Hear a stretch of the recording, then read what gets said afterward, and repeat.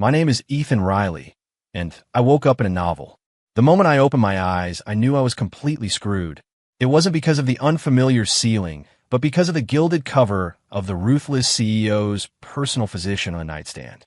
Yep, I transmigrated into the exact same mindless wish fulfillment trash I'd been ranting about just yesterday.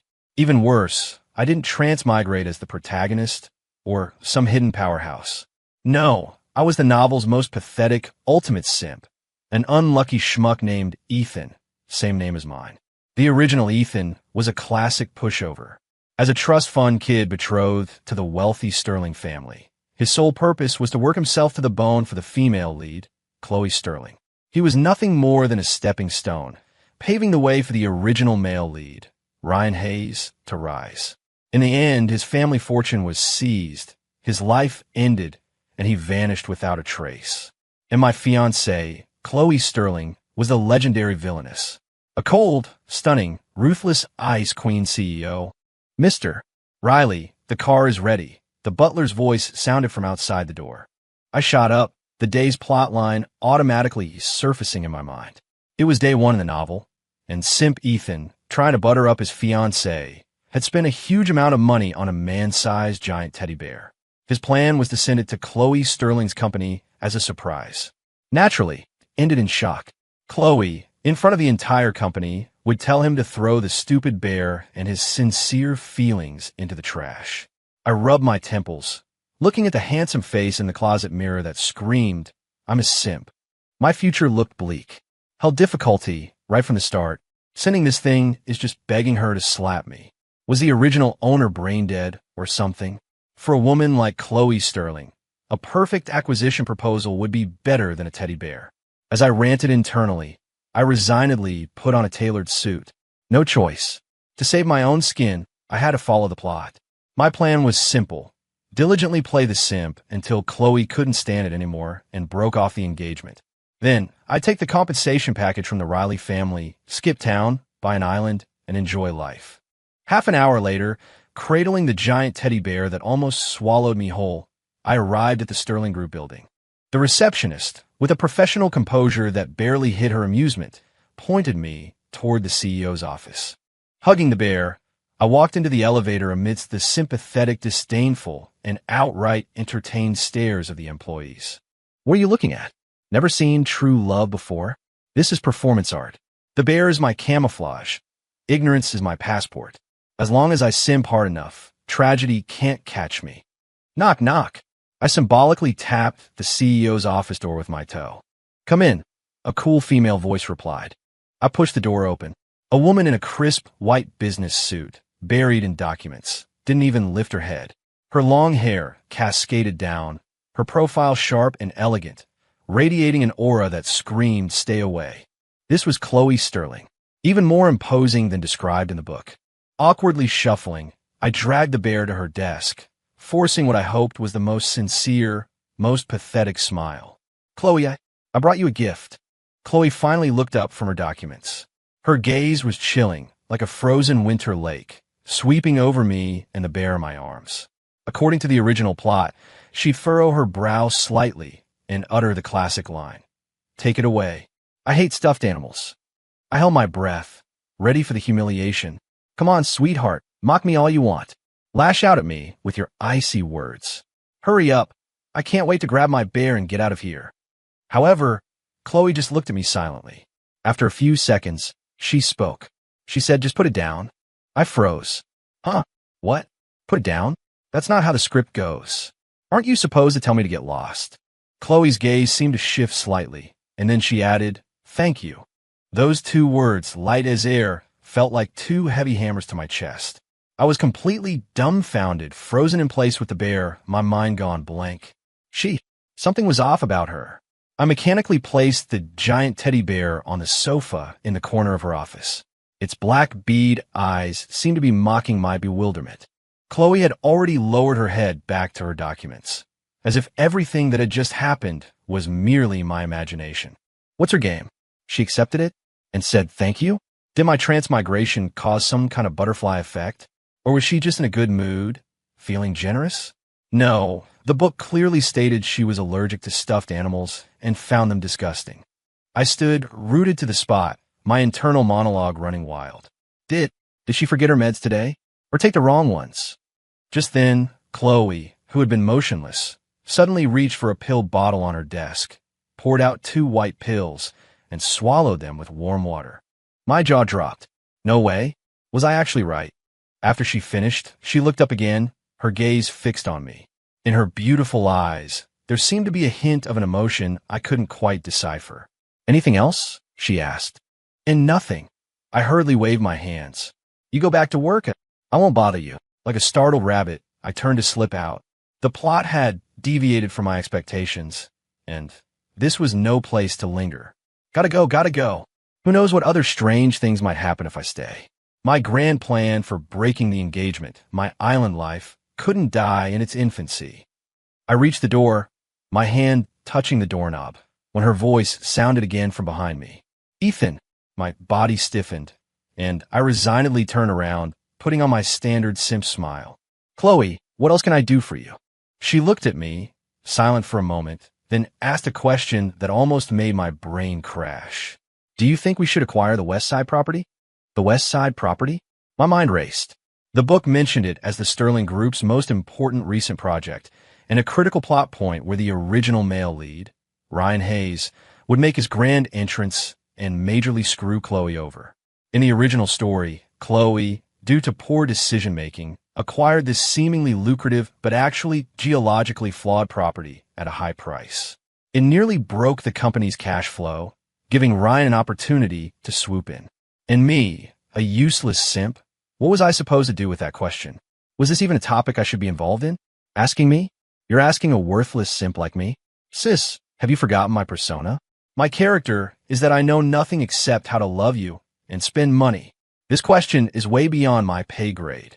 I put on a perfectly timed look of confusion and apprehension, stammering, I don't understand these things.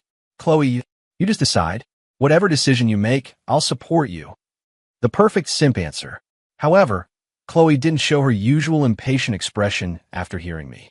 She just stared at me for a few seconds, then gave a soft HM and waved her hand, signaling I could leave. Like a man pardoned, I pulled open the door and fled like a bat out of hell. It wasn't until I was in my car that I felt like I came back to life.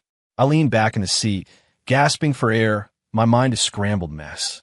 Chloe Sterling today was so out of character. She accepted my stupid bear, took pills, and even asked me about company decisions. Every action was completely different from the villainess who loathed me to no end in the original novel. What the hell went wrong? I couldn't figure it out, only concluding that perhaps my transmigration had altered some details in this world. This wasn't good news. Unknown plot meant unknown risks. My chill-out plan might be facing some serious challenges. No, I had to find a way to get the plot back on track. First, my simp persona couldn't crumble. Second, I needed to make Chloe utterly despise me and initiate the breakup as soon as possible. As I drove, I hyped myself up internally. Steady, Ethan, don't panic. It's just a small deviation from the plot. No big deal. As long as I keep digging my own grave, keep being a qualified simp, Chloe Sterling will eventually get sick of me. The light of victory is just ahead. I was even calculating whether to go to the Maldives or Iceland first after getting my breakup money. At the time, I naively thought everything was still under my control. I had no idea that from the moment I walked into her office with that bear, the gears of fate had already turned in a direction I couldn't have predicted. To pull the derailed plot back on track, I decided to ramp up my simping. Over the next few days, I strictly followed the original plot, launching an all-out, no-holds-barred harassment campaign against Chloe Sterling. Mornings, I'd send a loving breakfast, only to be blocked by security outside the company. At lunch, I'd order gourmet meals, then watch the delivery guy get turned away by the receptionist. Evenings, I'd send cheesy texts like, "Good night, my little darling," which were met with dead silence. I did all this to make Chloe despise me even more. Yet, strangely, she never once responded, but also never once called to warn me, or outright block my number, unlike in the original story. Everything was eerily calm. This unknown tranquility made me even more uneasy. What is this woman planning? Is this the calm before the storm? Is she cooking up something big, Is she going to physically castrate me? Just as I was feeling anxious, a turning point arrived. Mr. Sterling Sr.'s big birthday was coming up, with a grand banquet to be held at the family estate. I knew this was an important plot point, because the original male lead, Ryan Hayes, was set to make his dazzling debut at tonight's banquet. Ryan Hayes, the chosen one of this novel. On the surface, a refined, highly capable, overseas-educated elite. In reality, a scheming, ruthless hypocrite. He'd appear at the banquet as Chloe Sterling's business partner, using his excellent rhetoric and business acumen to win over Mr. Sterling Sr. At the same time, he'd make me, the legitimate fiancé, look like a good-for-nothing loser. This was my obligatory humiliation scene. Perfect. As soon as Ryan showed up, Chloe's attention would be drawn to him. With the comparison, she'd surely find me even more of an eyesore, and my grand plan to break the engagement would take a huge step forward. At 7 p.m., I, wearing a borrowed designer suit, appeared at the ballroom entrance with Chloe Sterling as her fiancée. She wore a sleek black gown, her cool aura like a queen of the night, capturing everyone's attention the moment she entered. And I was just the insignificant accessory beside the queen. Here we go, here we go. The stage for showing off is open for me. My mission today is to be a good background prop, make Ryan look amazing, and protect my feet from Chloe's heels. Chloe linked her arm through mine, her body stiff. I could feel her arm was tense. TSK, so unwilling? Don't worry, once Ryan gets here, you'll know who your perfect match truly is. This loser, won't be an eyesore for you anymore. As I was thinking that, a handsome man in a white suit, looking cultured and refined, walked over, holding a glass. He's here. He's walking towards us with that insincere smile. Chloe, long time no see. Ryan's gaze landed on Chloe, full of undisguised admiration, then shifted to me, a polite but distant smile playing on his lips. This must be Mr. Riley, I presume? Heard so much about you. My ass. What you're really thinking is, this is the Sterling family's useless son-in-law. Looks decent, too bad he's a lightweight. I immediately plastered on a fawning smile, extending my hand. Mr. Hayes, it's a pleasure. Chloe talks about you often, says you're young, capable, and a business genius. In the book, Chloe never once mentioned Ryan to me. My saying this was purely to highlight my pathetic subservience and lack of awareness. Sure enough, Chloe's expression darkened. A flicker of triumph in Ryan's eyes. He tightened his grip slightly as he shook my hand. Mr. Riley, you flatter me. Chloe and I are alumni, and we've had a lot of business dealings since. We really do have a good rapport. He was marking his territory. Oh boy, he's dialing up the intensity. Huppo? Your rapport is him screwing you over, you getting screwed, and then him climbing over you to the top? What a blessing, huh? Want it? While I ranted internally, I kept a bewildered, is that so? Expression on my face, even glancing at Chloe as if seeking confirmation. I felt the hand linked through my arm suddenly tighten. Chloe spoke coldly. Mr. Hayes, we're just business acquaintances. Her voice was even colder than usual. Ryan's smile stiffened for a moment, but quickly returned to normal. Chloe always takes things so seriously. Mr. Riley, don't mind her. Don't mind. I waved my hands dismissively. I don't give a damn. You two just lock it down already, so I can take my breakup money and surf in Hawaii. You should go to the courthouse right now. I'll carry you there. I was basking in my fantasies when suddenly, a sharp pain shot through my arm. It was Chloe. Her nails were practically digging into my flesh where she linked her arm. I almost cried out. I looked up and met her gaze. In those icy eyes, there seemed to be a hint of amusement. It was fleeting, gone so fast I thought I'd imagined it. Before I could ponder it, Ryan spoke again. He raised his wrist, revealing a flashy gold watch. Oh, Chloe, remember how you said you liked the Patek Philippe Sky Moon Tourbillon? I had a friend search for ages and finally... Stop right there. Bullshit alarm going off. That watch is fake. A knockoff. A total replica. Dude, can't you spend some real money on a girl? Trying to fool our innocent sweet girl with that? Oh wait, she's not innocent. She's the villainess. But even if she's the villainess, you can't fob her off with fakes. Where's your professional integrity? My internal alarms were blaring. Then, I watched Chloe's cold gaze sweep over the watch. She said plainly, I don't like wearing watches. Also, Mr. Hayes, the time on your watch seems to be 3 minutes slow. Ryan's face instantly went green, and I clearly saw Chloe, after saying that, shoot a quick glance at me. The unsuppressible curve of her lips was far more obvious than before. My heart skipped a beat. An absurd thought popped into my head, completely unbidden. Could she hear what I was thinking? The moment that thought emerged, even I thought it was ridiculous. Hear my inner thoughts? That was even more fantastical than transmigrating into a book. It had to be a coincidence. Yes, it definitely was. Calm down, Ethan. Don't freak yourself out. There's no such thing as that kind of coincidence. Chloe must have found out from other channels that Ryan, that jerk, was vain, and she was deliberately calling him out. A business queen, she definitely had these tricks up her sleeve. I forcefully suppressed the tumultuous waves in my heart and continued to play my role as a background prop. Halfway through the banquet, we entered the business networking session. In the drawing room, Mr. Sterling Sr. sat at the head of the table, with Chloe and a few key Sterling family members beside him. Ryan, as an important guest, was speaking eloquently. He was talking about the West Side property. So I believe we should acquire this property as soon as possible. I've heard that several companies are eyeing it, so we must strike first, even if it means a 20% premium. Ryan concluded confidently, his gaze burning as he looked at Chloe, as if saying, see how important the information I've brought you is? Several Sterling uncles and cousins showed expressions of approval. Mr. Sterling Sr. stroked his chin and nodded. Mr. Hayes makes a good point. Chloe, what do you think about this? Here was the critical plot point. In the original, Chloe had believed Ryan's words and, pressured by internal family dynamics, made the wrong decision.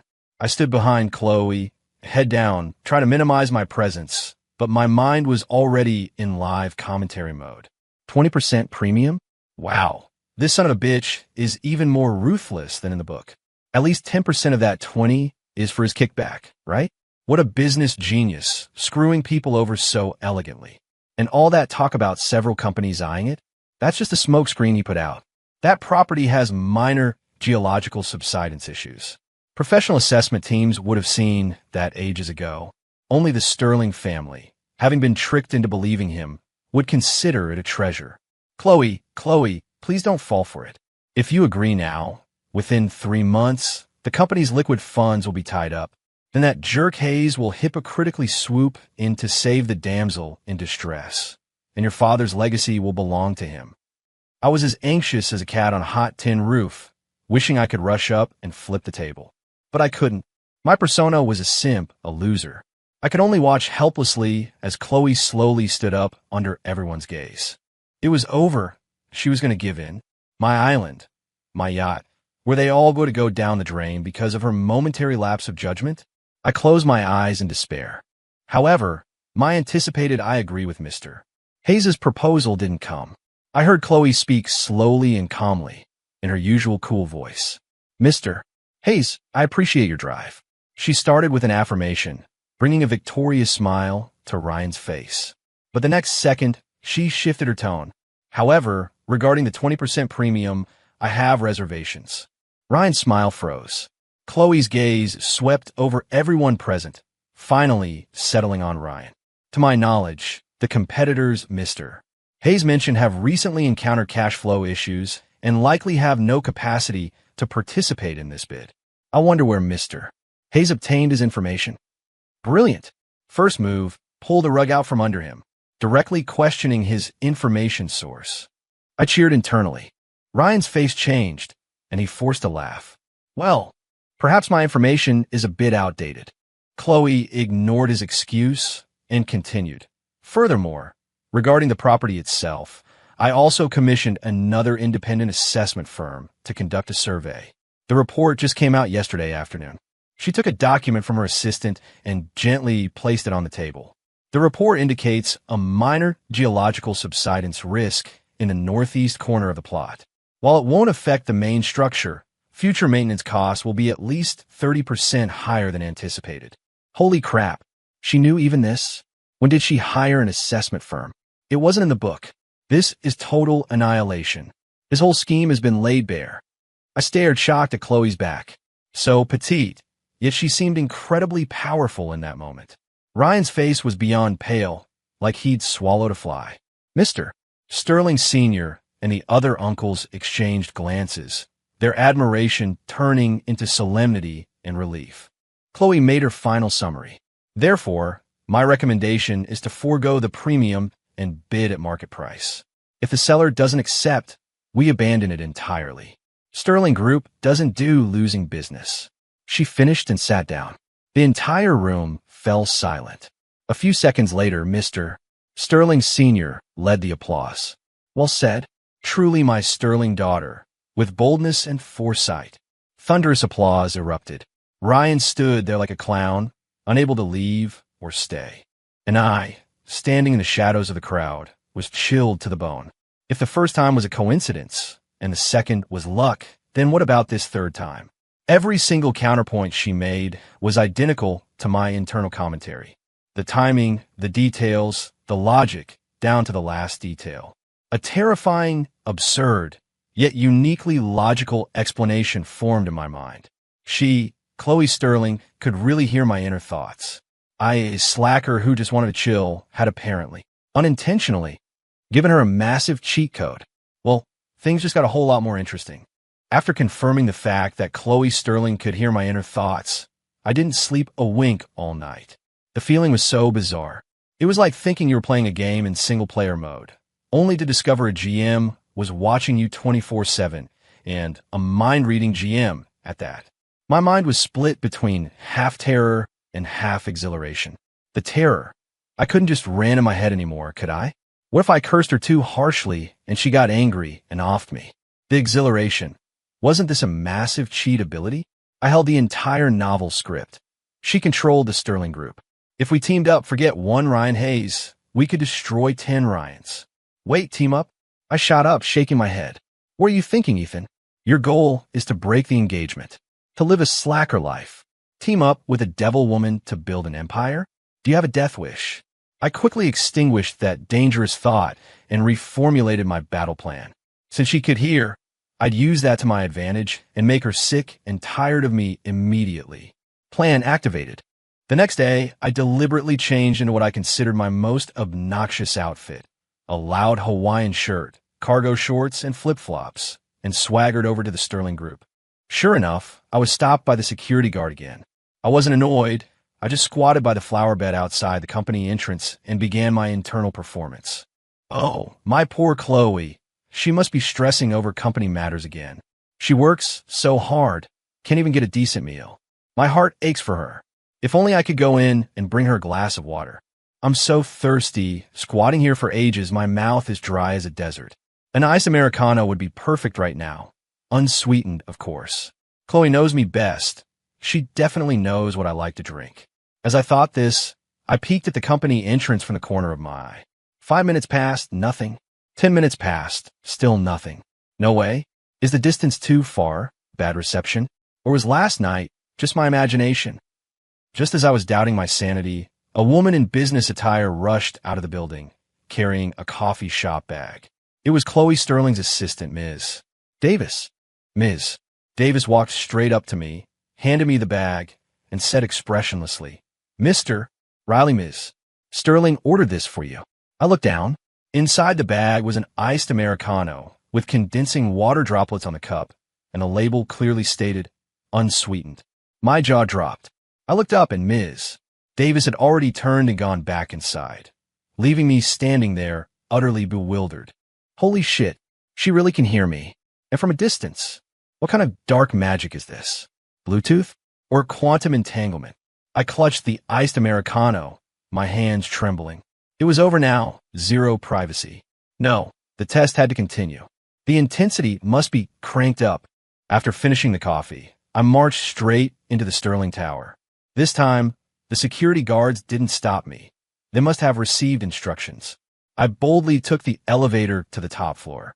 Stepping out, I saw Chloe Sterling and several executives emerging from a meeting room, seemingly discussing something important. I immediately went to meet them, putting on a dopey, infatuated grin. Chloe, I came to see you. Chloe's beautiful eyebrows barely twitched when she saw my outfit. The executives beside her also had stunned expressions. Ah, totally blown away by my wildly stylish outfit, aren't you? This is fashion you wouldn't understand. My dearest Chloe must be so mesmerized by my handsomeness, she can't even speak. If she could just come over and straighten my wind-blown collar, that would be even more perfect. It would totally blind these old fossils. I mused happily. Then, under everyone's stunned gaze, I watched Chloe actually walk towards me. She stopped in front of me, ignoring all the shocked looks, and extended her long, elegant hands, a work of art, to gently straighten the collar of my Hawaiian shirt. Her fingertips accidentally brushed my skin, cool to the touch. I was completely petrified. The jaws of the surrounding executives practically hit the floor. Chloe finished, retracted her hand without a change in expression, and told the still-dazed executives, "The meeting is temporarily adjourned. Please return to prepare your materials." The executives snapped out of their daze and scrambled away. In the hallway, only she and I remained. She looked at me, her eyes calm and unreadable, as if she hadn't just performed an intimate gesture. I swallowed hard, feeling my plan galloping in a bizarre direction. My script. Someone tore it up. Chloe looked at my stunned expression, and the faint curve of her lips seemed to appear again. "Come on," she said. "Come sit in my office."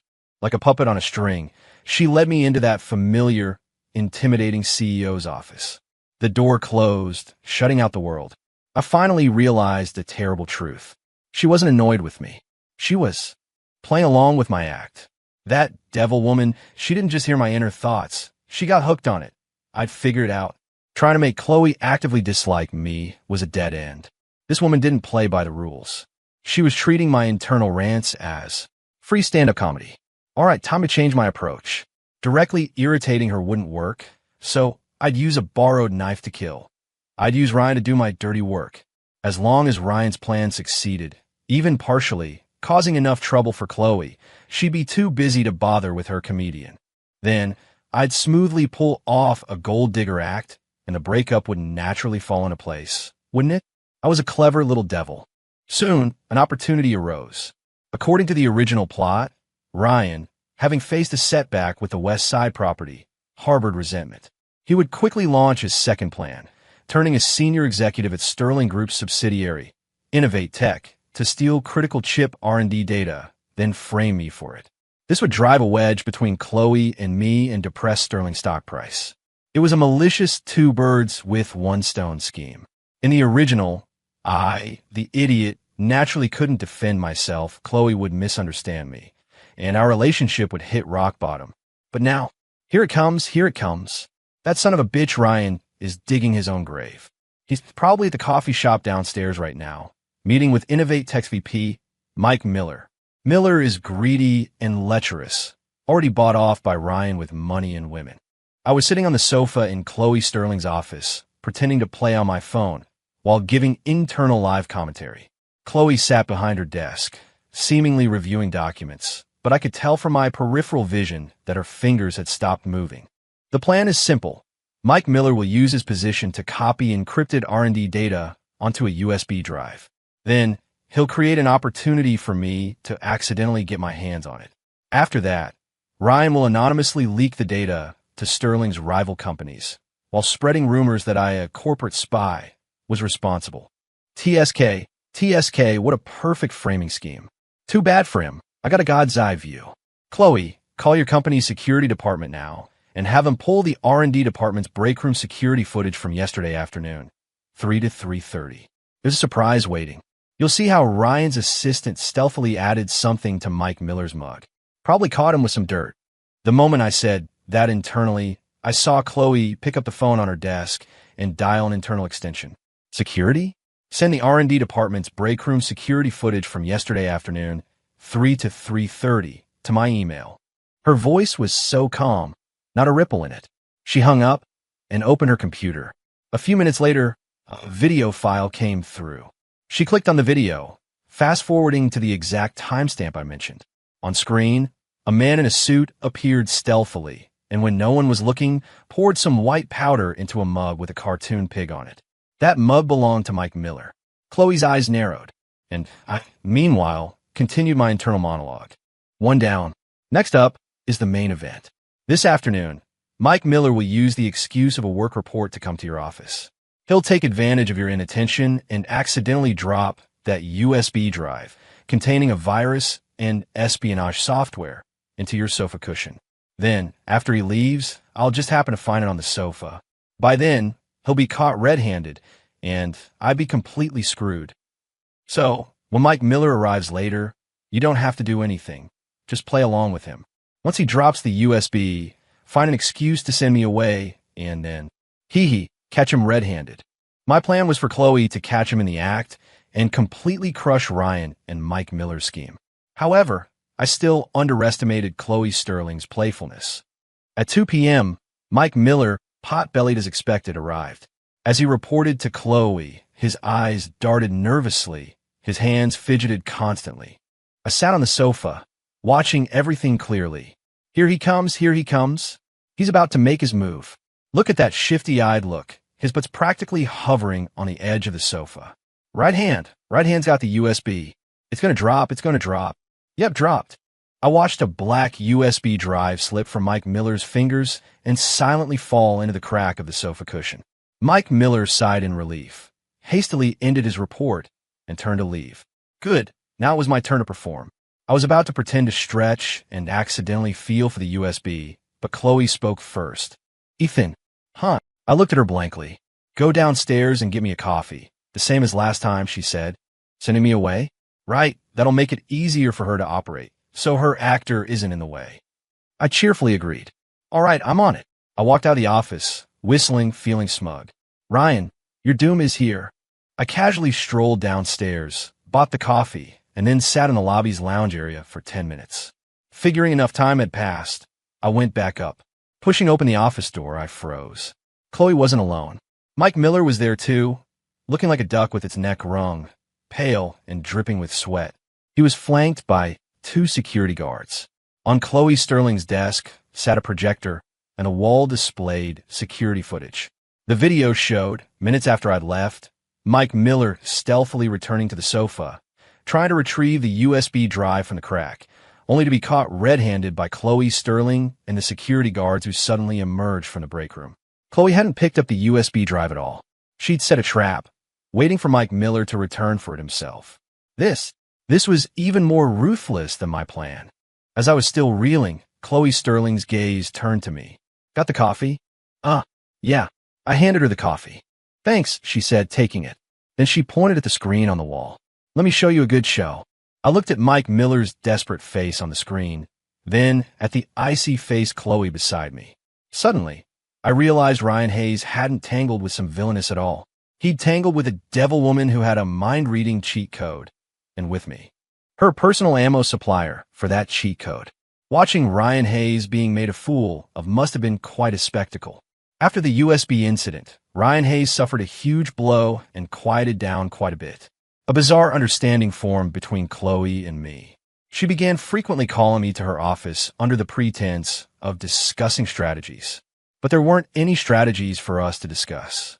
Most of the time, she'd be behind her desk, working on documents, while I slouched on the sofa, playing dead. I was in charge of the internal stand-up comedy, and she was in charge of listening in. Is this woman made of steel? 3 hours since I got here, and she hasn't moved an inch. Not even a sip of water. Is she surviving on photosynthesis? The moment I finished ranting internally, I saw Chloe's hand pause. Then she picked up a water glass on her desk and took a sip. TSK. Even workaholics need to take care of themselves. Staying in one position for so long, her spine and neck will be messed up eventually. She should stand up and move around, or do a quick stretch routine. Starting now, the time is calling. Before I could finish the internal song, Chloe suddenly stood up, walked to the massive floor-to-ceiling window, and did a very controlled stretch. Sunlight streamed through the glass, bathing her crisp business suit in a soft golden glow. Her back was to me, so I couldn't see her expression, but I could see her tense shoulders seem to relax. In that moment, a strange feeling welled up in me. This decisive queen of the business world, this ruthless villainess from the original novel, seemed to just be a normal person who got tired and worn out. That pothose plant on the windowsill is almost dead, The leaves are all yellow. She's so focused on work, she doesn't even remember to water her plants. What a woman with no sense of domesticity. The next day, when I came to the office, I found the pot hose had been watered. Its leaves were a vibrant green, looking lively. My internal rants had apparently become her life hacks. Gradually, I noticed small changes in her. She started keeping snacks in her office. Though she never ate them herself, whenever I visited, the coffee table would have the chips or soda I'd internally wished for last time. After I complained internally that her clothes were too dull, she'd wear a lighter-colored blouse the next day. Once I caught a cold and groaned internally about my stuffy nose, feeling like death. Half an hour later, her assistant, Ms. Davis, knocked and came in with a box of cold medicine and a cup of hot water. Ms. Davis looked at me, her eyes full of curiosity and bewilderment. I held the hot water, feeling warm inside, but outwardly dare not show it, continuing my internal act. Faking it. She thinks a box of cold medicine can buy me off? No way. Unless she adds a chicken drumstick. The next day at lunch, there was a giant chicken drumstick in my meal. As I munched on the drumstick, watching her focus figure not far away, I felt a mix of emotions. There are no sweet words between us, no tender affections, barely even normal conversation. But this connection, forged through inner thoughts, gave me an unprecedented sense of peace and warmth. I started looking forward to my daily hangout sessions in her office, listening to her typing, smelling the faint coffee aroma in the air, ranting internally about this and that, then watching her subtly make small changes. This feeling, it wasn't bad. One night, she was working late, and I had to stay with her. Outside, heavy rain poured, and the sky was overcast. Only the desk lamp on her table was on, casting a dim, yellow light. I looked at her tired profile, and my heart inexplicably softened. Ugh, what a workaholic fate. Why push so hard? There's no end to making money. I wonder if she even eats on time. That's how stomach problems start. As I was thinking, Chloe suddenly looked up, staring at me, and asked, "Are you hungry?" I paused, then instinctively nodded. "What do you want to eat?" she asked again. I was a bit slow to respond. What do I want to eat? I want warm wontons with some green onions and a drizzle of sesame oil. I answered internally, automatically. Chloe looked at me for a few seconds, then picked up her phone and dialed a number. "Mrs. Olson, could you please cook 2 bowls of wontons and send them to the office?" "Yes, one with extra green onions and a drizzle of sesame oil." She hung up and looked at me, her eyes unusually bright in the dim light. In that moment, I felt my heart skip a beat. This Ice Queen CEO seemed to be starting to melt, and my slacker's heart, which just wanted to coast through life, seemed to be feeling a different kind of stirring. My unwanted feelings were soon hit with a bucket of cold water, because the plot point I'd been longing for had finally arrived. Mr. Sterling Sr. was forcing us to break off the engagement. That day, I was summoned to the Sterling family estate by a phone call. The moment I entered the living room, I sensed something was off. Mr. Sterling Sr. sat in a large armchair at the head of the room, his face ashen. Several Sterling elders sat nearby, all with stern faces. Chloe Sterling stood in the center of the room, head bowed, her expression unreadable. Ryan Hayes was also there, standing beside Mr. Sterling Sr., a faint, knowing smile playing on his lips, confident of victory. My heart sank for a moment, but then a surge of elation followed. Here it comes, here it comes. The plot I've been waiting for. Breakup. Breakup money. My ocean view condo in Miami. My beach bikinis. I'm coming. I suppressed my inner euphoria, putting on the perfect amount of panic and anxiety, and quickly walked to Chloe Sterling's side, asking softly, "Chloe, what's wrong?" "Grandpa." Mr. Sterling Sr. snorted loudly, his cane hitting the floor with a thud. "You have the nerve to ask what's wrong? Ethan, I ask you, how has the Sterling family treated you?" I immediately adopted a humble posture. "Grandpa, I'll never forget the Sterling family's kindness." Enough with the pleasantries. Let's get to the point. I'm practically vibrating with excitement. "Since you know we've treated you well, how have you repaid us?" Mr. Sterling Sr. angrily pointed at me. "Look at you, doing nothing all day, loafing around. What else can you do besides follow Chloe around like a puppy? The Sterling family doesn't need a good-for-nothing loser of a son-in-law." Yes, yes, yes. Grandpa, you're absolutely right. I'm a loser. I'm trash. Just kick me out already. I cooperatively lowered my head, my body trembling slightly, looking utterly ashamed. Ryan fanned the flames from the side. Mr. Sterling Sr., please don't be angry. Mr. Riley's talents might lie elsewhere. I believe with his abilities, he could have a better future in another field. Oh, you're such a saint. Translation: this loser isn't worthy of Chloe Sterling, so get lost and let me step in. Mr. Sterling Sr. clearly fell for it completely. He gave Ryan an approving glance, then turned to Chloe, his tone unquestionable. Chloe, I made my decision. Tomorrow, you and Ethan will dissolve the engagement.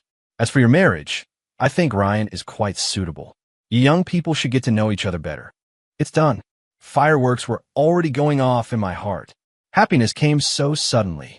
I forcefully suppressed my glee, forcing out a heartbroken expression, my voice cracking. Grandpa, no. My feelings for Chloe are sincere. I can't live without her. Act more. The Academy owes me an Oscar. Chloe, hurry, it's your cue. According to the script, you should coldly tell me, Ethan, we're not right for each other, let go. I looked at Chloe, full of anticipation. However, her next move completely dumbfounded me. She slowly raised her head, and in those cool eyes, there was no disgust or finality as I'd expected, but rather a determination I'd never seen before. She said nothing, only took a step closer to me under everyone's gaze. Then, she reached out and tightly linked her arm through mine. Her hand was cool, but her grip was strong. I was speechless. Whoa, whoa, whoa. What are you doing? This isn't how the script goes. Let go. My Ocean View condo is flying away. I frantically winked at her, but she ignored me. Meeting Mr.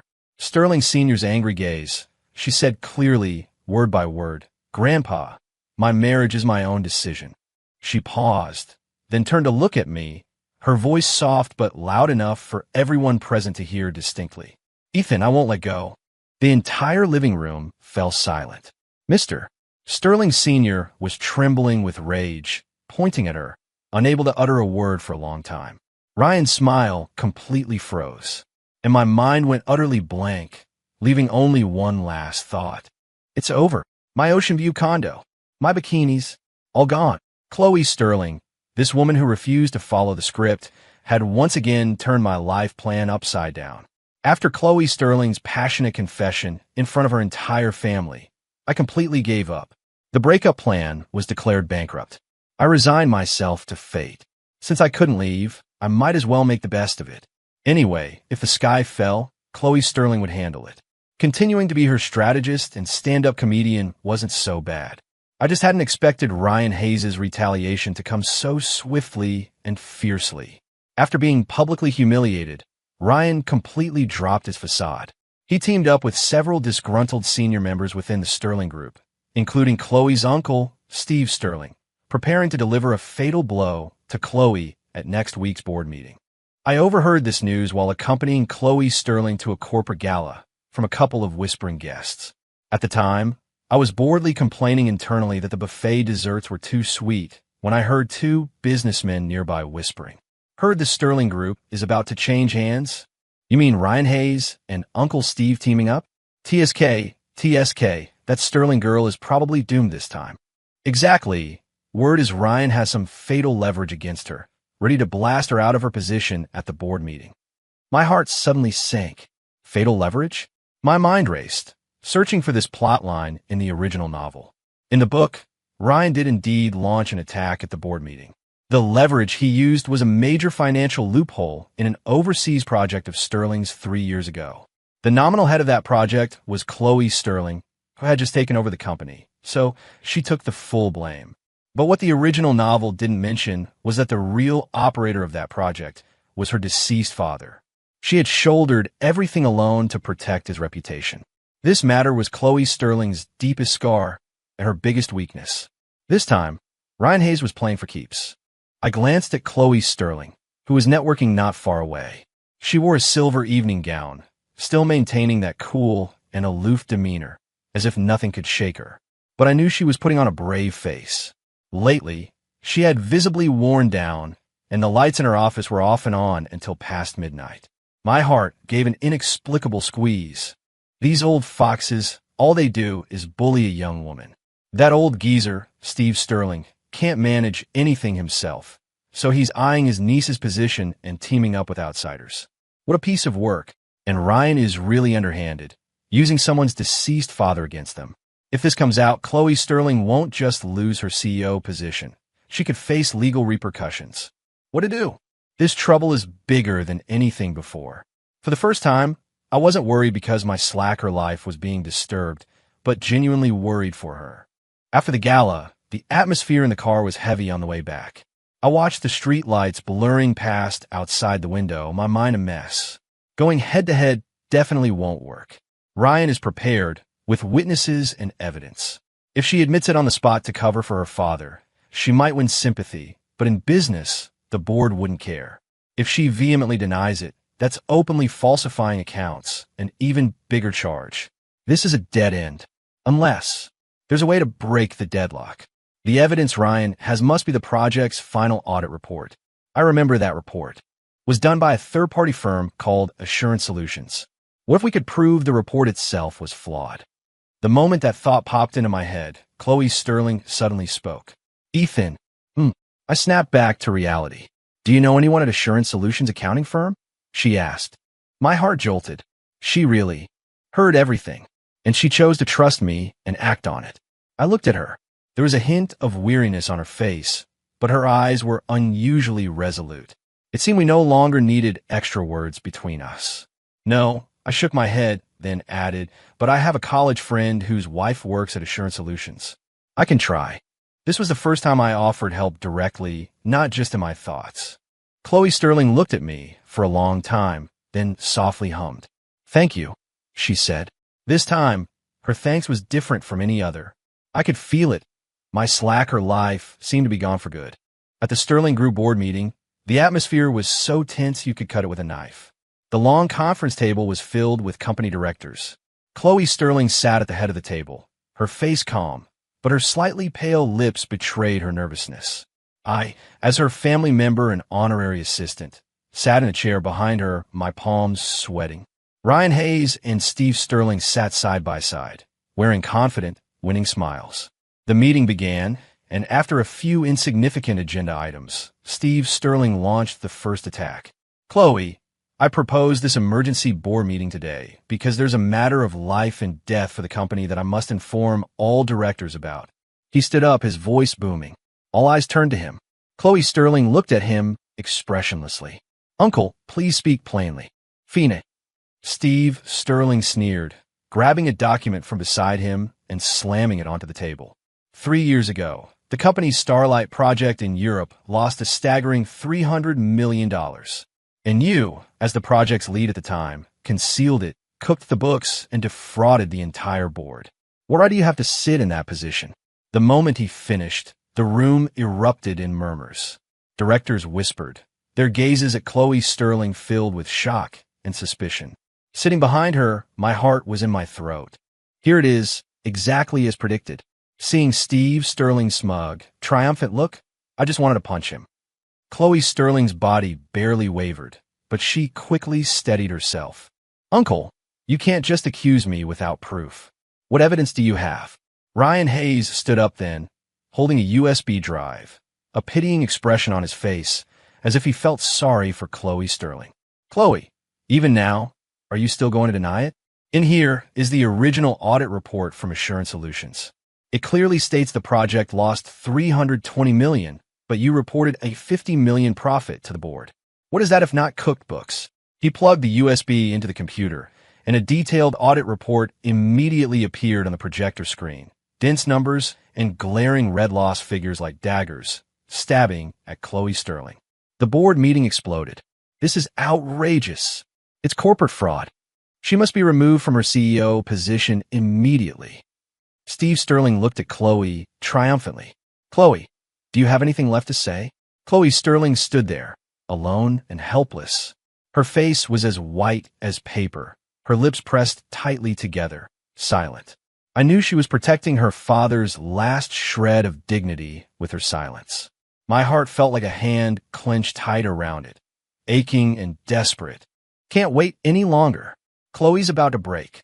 In the past few days, I'd pulled out all the stops, relying on my college friend's wife, and finally uncovered a small lead. The audit lead for the Starlight project back then was named Arthur Wong. He resigned from Assurance Solutions shortly after the project, bought a luxury villa overseas, and the money was wired from an anonymous overseas account. Though there was no direct proof, something fishy was definitely going on. The report Ryan was presenting now was very likely Arthur Wong's handiwork. Chloe, calm down. Look at the signature on that report. Arthur Wong's signature. His signature had a unique flourish, a loop that looked uncannily like a dollar sign. Quick look. I screamed internally, almost crying out loud. I watched Chloe's gaze fix on the signature at the end of the report on the screen. But so what? Even if the signature was flawed, bringing it up now would just be seen as a dying gasp. There had to be an external force, an opportunity to break this deadlock. I paced anxiously, my gaze frantically scanning the conference room. Got it. I spotted the glass of water Ryan had placed at the edge of the table. A bold plan formed in my mind. I took a deep breath and stood up. Under everyone's stunned stares, I pretended to trip, stumbled, and pitched straight towards Ryan Hayes. I let out an exaggerated yelp, accidentally colliding with Ryan. The glass of water at his hand flew into the air and, without fail, spilled entirely onto his laptop. Sizzle, a soft crackle. The computer screen went black. The projector screen went black. The entire conference room fell into dead silence. All eyes were on me and Ryan's smoking laptop. My laptop. Ryan let out a wail. He frantically tried to wipe the keyboard, but it was too late. I scrambled up from the floor, a panicked expression on my face, bowing repeatedly in apology. I'm so sorry, Mr. Hayes. I didn't mean to. I just slipped. Steve Sterling, furious, pointed at me, barely coherent. You useless idiot who messes everything up. Go on, curse away. The angrier you get, the happier I am. With your IQ, you think you could take down Chloe Sterling. I was smugly triumphant internally, but outwardly I looked on the verge of tears, turning helplessly to Chloe Sterling. Chloe, I messed up. Chloe Sterling looked at me, a flicker of light in her beautiful eyes. I understood. It meant well done. She suppressed the curve of her lips, walked over, and pulled me behind her. Then, she turned to the fuming Ryan Hayes, her voice calm. Mr. Hayes, don't worry. It's just a report, isn't it? I'm sure you have a backup. Ryan's face turned green then white. Of course, he had a backup, but at that moment, he wanted nothing more than to strangle me. He pulled another USB drive from his bag, glared at me venomously, and plugged it into the conference room's backup computer. Soon, the damning audit report reappeared on the screen. Ryan composed himself, his voice cold. Chloe, there's no need to stall for time. The evidence is right here. Are you still going to deny it? I'm not denying it. Chloe Sterling's gaze, once again, landed on the report's signature, and her voice suddenly became clear and powerful. I merely want to ask, Mr. Hayes, are you certain this is the sole, original version of the report issued by Assurance Solutions? Ryan froze. Of course. I spent a fortune to acquire this. You just admitted it, you idiot. Chloe caught his slip-up and immediately pressed. Spent a fortune? Does Mr. Hayes mean that this top-secret document, which should have been sealed in the archives, was acquired through improper means? Ryan realized his blunder, his face turning even paler. Chloe Sterling didn't give him a chance to breathe. She turned to the dumbfounded directors. Gentlemen, this report is a forgery. The entire room gasped. Steve Sterling was the first to leap up. Nonsense. It's in black and white, with Assurance Solutions' official seal. How could it be a forgery? The seal can be forged, but what about the signature? Chloe Sterling's voice rang out clearly and firmly. The auditor responsible for this project back then was Arthur Wong. I've dealt with him many times and am very familiar with his signature. His signature had a unique flourish. The loop that looks like a dollar sign was always completely closed. But the signature on this report, while a good imitation, has an open loop. Her words exploded like a bomb in the conference room. Everyone crowded around the screen, scrutinizing the signature. Cold sweat beaded on Ryan Hayes' forehead. Chloe Sterling walked over to me and whispered in my ear, in a voice only we could hear, "Well done." But it's not enough. I understood that a single signature wasn't enough to convict him. I looked at her, and then, in a flash of inspiration, blurted out something that sounded stupid to outsiders. "The signature's wrong." Then what about the date? Could the date be wrong too? That sentence was like a signal. Chloe Sterling immediately seized upon it. She walked back to the front, pointing at the report's effective date. "Ladies and gentlemen, please look. The signing date on this report is October 26th, 3 years ago. However, to my knowledge, Mr. Arthur Wong flew to the States on October 20th because his daughter was sick and didn't return until mid-November. I'd like to ask Mr. Hayes, how could someone in the States on October 26 sign this report in his Cityville office?" Ryan Hayes's face was completely drained of color. He hadn't expected Chloe Sterling to know such details. He was done for. The directors weren't fools. At this point, who was right and who was wrong was crystal clear. "Ryan Hayes, you dare forge documents and frame the CEO. Steve Sterling, you colluded with outsiders, betraying the company." The situation reversed instantly. Chloe Sterling didn't stop. She produced the bank statements for Arthur Wong's overseas account that I'd given her. "Gentlemen, this is the truth. Ryan Hayes bribed Arthur Wong, forged the audit report, all to short Sterling stock, and seized control of the company. As for my uncle," she glanced at the ashen-faced Steve Sterling, "I trust he'll provide the board with a reasonable explanation." Security was called in, escorting away the dispirited Ryan Hayes and Steve Sterling. A thrilling corporate drama had finally drawn to a close. Prolonged applause filled the conference room. I stood in the corner of the crowd, watching the glowing Chloe Sterling under the lights. For the first time, I thought this woman was so dazzling. My heart beat for her. The crisis averted, Chloe Sterling's position on the board was more secure than ever before. The setting sun cast golden rays through the huge floor-to-ceiling windows, filling the CEO's office. Chloe and I stood by the window, shoulder to shoulder, watching the constant flow of traffic below. Neither of us spoke. The quiet air was filled with a sense of post-crisis relief. Finally over. That was a close call, but seeing Ryan's deathly pale face, it was so satisfying. Too bad about Ryan's laptop, though. Top of the line, probably cost a few thousand, right? I almost felt bad about spilling water on it. Should have poured on that old jerk, Steve Sterling, instead. As I was lost in thought, Chloe Sterling beside me let out a soft chuckle. Her laugh was light, like a feather brushing my heart, a ticklish sensation. I turned to look at her. She was already looking at me. The sunset softened her usually cool contours, and her eyes, which always seemed frozen, now held what looked like melted starlight, shimmering softly. "Thank you, Ethan," she said, her voice holding a softness I'd never heard before. I awkwardly scratched my head. I didn't do much. You were the one who was amazing." It was true. I was just a commentator with a plot cheat sheet. She was the one on the field, making all the perfect moves. "Don't look at me like that. You're making me self-conscious. Keep staring, and I'll start charging you." I mumbled internally, my gaze wavering. Chloe Sterling's smile deepened. She took a bottle of red wine and 2 wine glasses from the bar cart, poured 2, and handed one to me. "To celebrate," she said. I took the glass, clinked it softly against hers, a crisp sound. We drank, continuing to gaze silently out the window. I suddenly felt that this feeling was truly good. No need to force conversation.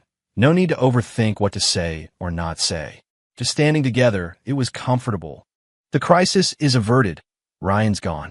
So, can I bring up the breakup again? The thought popped into my head, completely unbidden. After all, my ultimate dream is still that ocean view condo in Miami and beach bikinis. But bringing it up now feels a bit inappropriate, doesn't it? Like I'm using her and throwing her away. Maybe I should wait a bit longer. As I was having this internal struggle, Chloe Sterling suddenly spoke. Her voice was soft, yet it felt like a stone dropping into my heart, sending out huge ripples. She said, "Ethan, from now on, whatever you're thinking, just say it out loud." I spun to look at her. Her eyes reflected the sunset outside and my own stunned face. Say it out loud? Was she giving me permission to confess? Or was she just tired of my stand-up comedy and wanted me to shut up? I looked at her, my heart hammering frantically. I took a deep breath, deciding to be brave for once. I looked into her eyes and tried to say what was on my mind. My voice was a little dry. I was thinking about the breakup. Maybe we could postpone it. I finished, nervously watching her reaction. The amusement in her eyes spread like ripples, growing deeper, until it blossomed into a brilliant smile that could make the whole world pale. I don't agree to breaking up, she said. Not in my head, but clearly to me out loud. In that moment, I felt something explode open in my heart. To hell with the ocean view condo. To hell with the bikinis. I had something else I wanted even more. End.